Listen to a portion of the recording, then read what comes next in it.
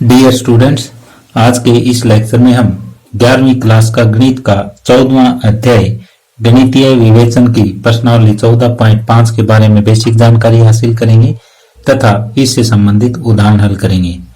तो यहाँ जो मेन पार्ट है वो है कथनों की वैधता को प्रमाणित करना। हमें कुछ कथन दिए हुए होंगे और उनको हमें सिद्ध करना है कि ये सत्य है या असत्य है। तो यहाँ पहला उदाहरण हमें दे रखा है, जांचिए कि नीचे दिया गया कथन सत्य है अथवा असत्य। एक कथन दिया हुआ है, वो हमें बताना है कि ये सत्य है कि असत्य।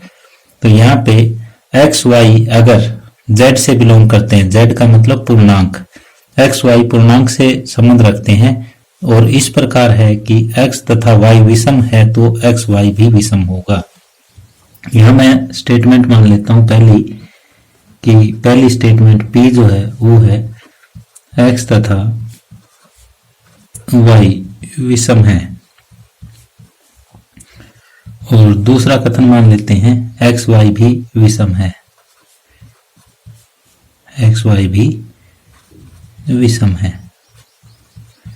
तो हम ये लेके चलेंगे और ये अगर सिद्ध कर देते हैं तो P स्टेटमेंट अगर सत्य है और Q भी सत्य हम सिद्ध करते हैं तो ये रिजल्ट हमारा सिद्ध हो जाएगा।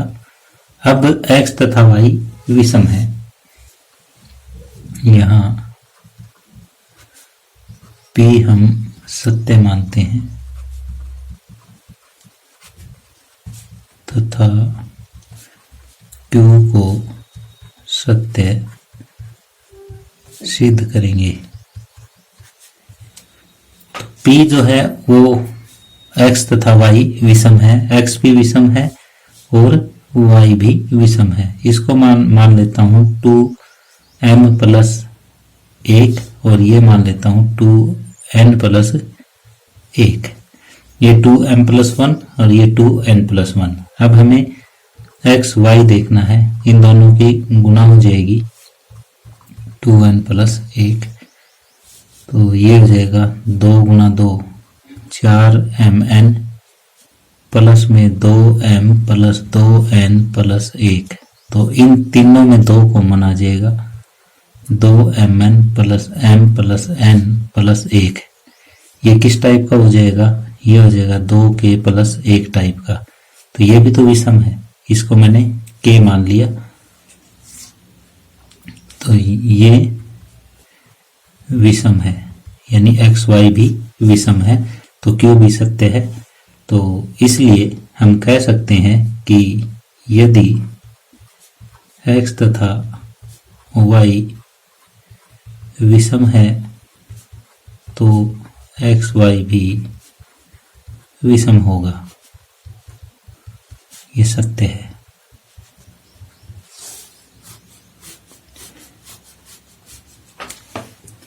तो इस तरह से उदाहरण नंबर 13 कंप्लीट हुआ।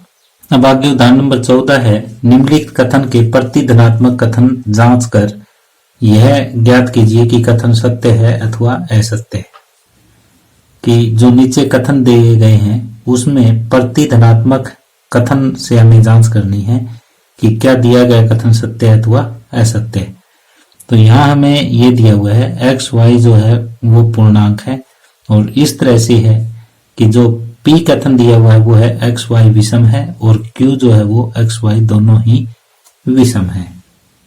ये सिद्ध करना है कि अगर हमें ये सिद्ध करना पड़ जाए P जो है वो सत्य है,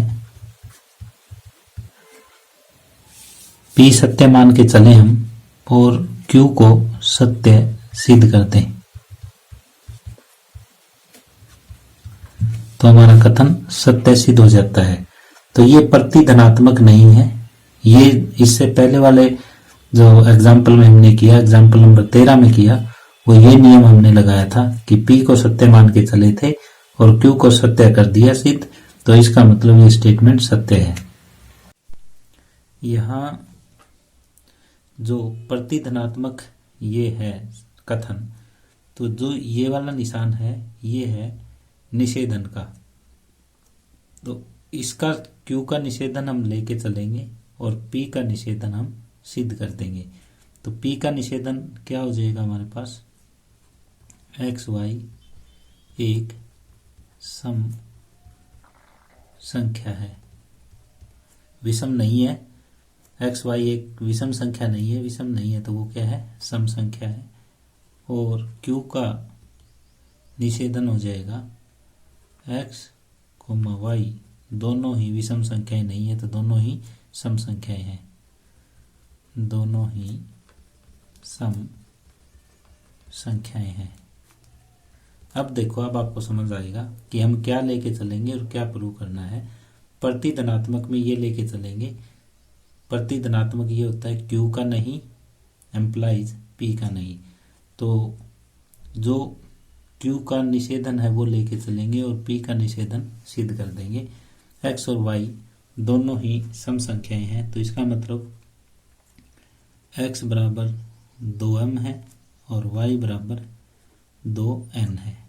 मैं q लेके चला हूँ, निषेधन q लेके चला हूँ, निषेधन p सिद्ध करूँगा, तो एक्स वाई क्या हो जाएगा, 2m गुणा 2n और ये हो जाएगा 4mn। इसको लिख सकते हैं 2 गुणा 2mn और इसको लिख सकते हैं 2k। तो ये फिर हमारे पास क्या आया, सम संख्या की। तो ये ही प्रूव हो गया कि q का निषेधन हम लेके चले थे और p का निषेधन हमने सिद्ध कर दिया। तो इसको बोलते हैं प्रतिधनात्मक कथन। तो हमने यहाँ पे क्या सिद्ध किया, ये दोबारा से लिख दो। हमने यहाँ प्रतिधनात्मक कथन जो है वो सिद्ध किया है,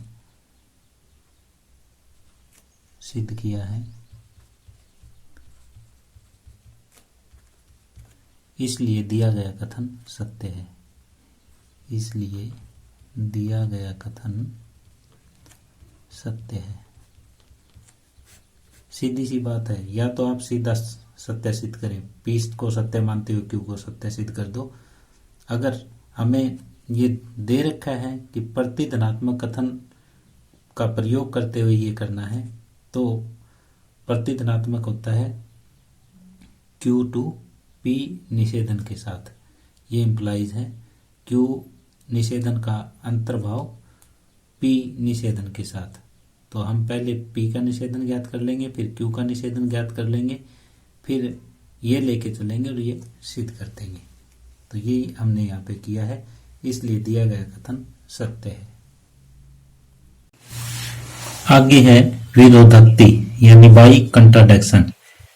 इस विधि में हमें क्या करना है, हमें कोई p यदि सत्य सिद्ध करना है तो हम ये मानेंगे कि p सत्य नहीं है, अर्थात p का निषेधन है वो सत्य है। और फिर हम ये सत्य सिद्ध करते करते एक ऐसी धारणा पे पहुंच जाएंगे जो कि हमारी जो पूर्व धारणा है उसका खंडन है, उसका विरोध है। तो फिर हम कहेंगे कि जो p है वो असत्य नहीं सत्य होना चाहिए।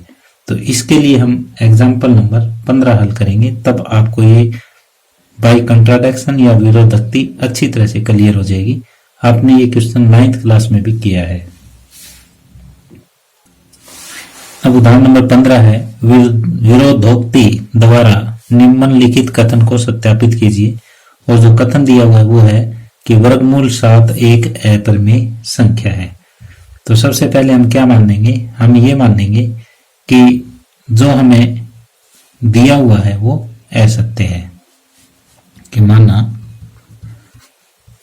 वर्गमूल 7 एक अपरिमेय संख्या नहीं है। अगर ये अपरिमेय संख्या नहीं है तो क्या होगा, इसलिए वर्गमूल 7 एक परिमेय संख्या होगी। यदि अपरिमेय नहीं है तो ये परिमेय होगी। तो परिमेय को हम a बटे b के रूप में लिख सकते हैं, जहां a और b का कोई उभयनिष्ठ गुणनखंड 1 के सिवाय नहीं है।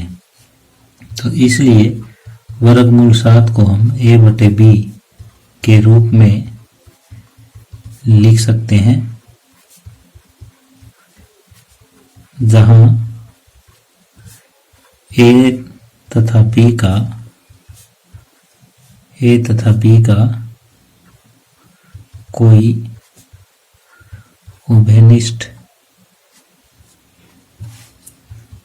गुणनखंड एक के अतिरिक्त कोई नहीं है।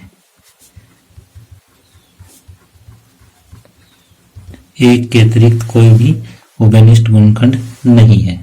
अब हम करेंगे दोनों तरफ वर्ग। दोनों तरफ वर्ग करने पर क्या हो जाएगा? ये तो 7 हो जाएगा, ये ए स्क्वायर बटे बी स्क्वायर, यानी ए स्क्वायर के बराबर 7 बी स्क्वायर हो जाएगा। तो इसका अर्थ ये हुआ कि ए स्क्वायर जो है वो 7 का गुणनखंड है। इसने ये बता दिया कि ए स्क्वायर जो है वो 7 का गुणनखंड है।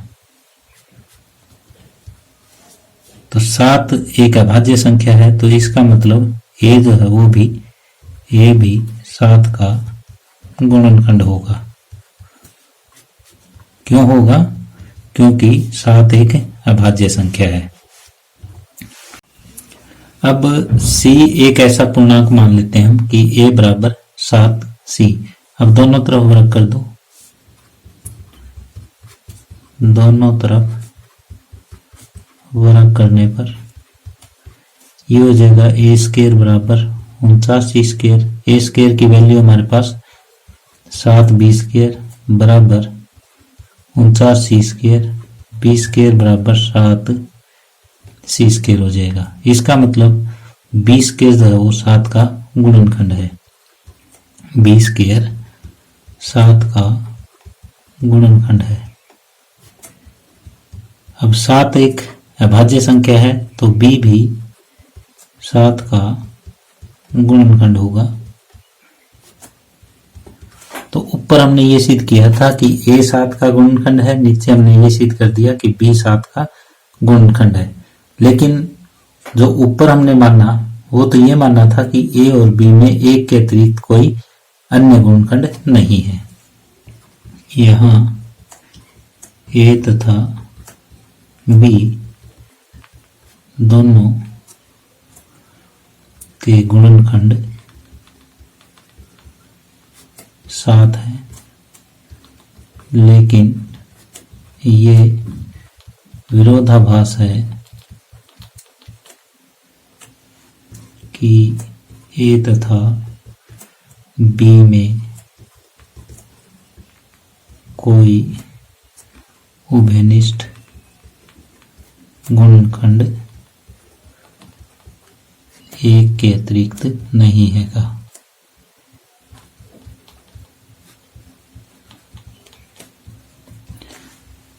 तो ये विरोधाभास है, तो इसलिए हमने जो मानना है वो गलत है। हमारी पूर्व धारणा का यहाँ खंडन है।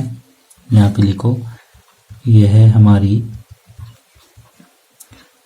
पूर्व धारणा का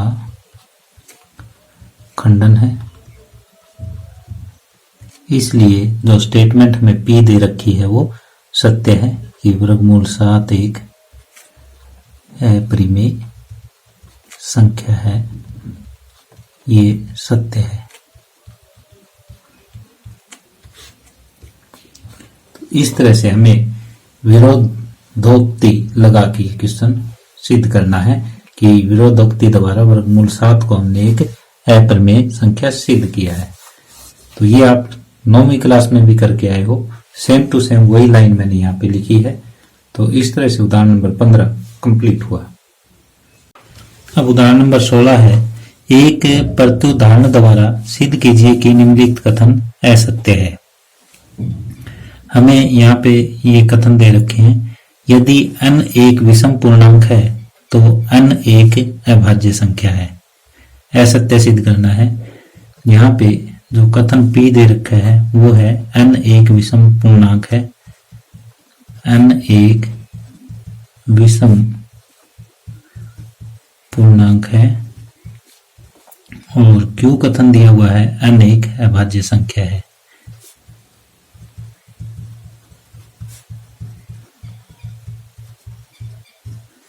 अगर P सत्य होता तो Q भी हमें सत्य सिद्ध करना हो सकता है और असत्य सिद्ध भी करना हो सकता है। लेकिन यहाँ पे क्या है, जो कथन दे रखा है P हमें सत्य दे रखा है और Q को असत्य सिद्ध करना है। तो ये जो रूप है, ये कथन का रूप है वो है P तो Q, इस टाइप का है।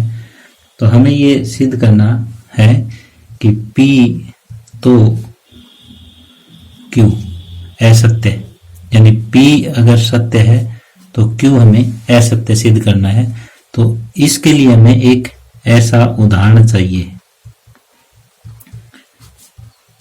केवल उदाहरण से ही हमारा काम चल जाएगा कि जहां P तो है लेकिन Q नहीं है। जैसे n एक विषम पूर्णांक तो है लेकिन वो एक अभाज्य संख्या नहीं है, केवल यही चीज हमें सिद्ध करनी है। तो ऐसा हम एक संख्या लेते हैं 9, n बराबर 9 अगर मैं लूं तो 9 एक पूर्णांक तो है और साथ में विषम भी है, यानी 9 एक विषम पूर्णांक तो है लेकिन 9 अभाज्य नहीं है। तो इस टाइप से हमें एक विरोधाभास का यानी प्रत्युदाहरण लेना था कि जो इसको असत्य सिद्ध करते। तो ये स्टेटमेंट तो थी P तो Q की, लेकिन हमें सिद्ध क्या करना है, P तो निषेधन Q सिद्ध करना है। तो अगर ऐसा सिद्ध करना पड़ जाए तो हमें केवल उदाहरण चाहिएगा जो इसका विरोध करता हो। तो ये इसका विरोध करता है जो उदाहरण n = हमने 9 लिया। 9 एक विषम पूर्णांक तो है लेकिन अभाज्य संख्या नहीं है। तो इस तरह से उदाहरण नंबर 16 कंप्लीट हुआ। इसी के साथ ही आज का ये लेक्चर हम समाप्त कर रहे हैं और इससे अगले लेक्चर में हम प्रश्नावली 14.5 के प्रश्न हल करेंगे। धन्यवाद।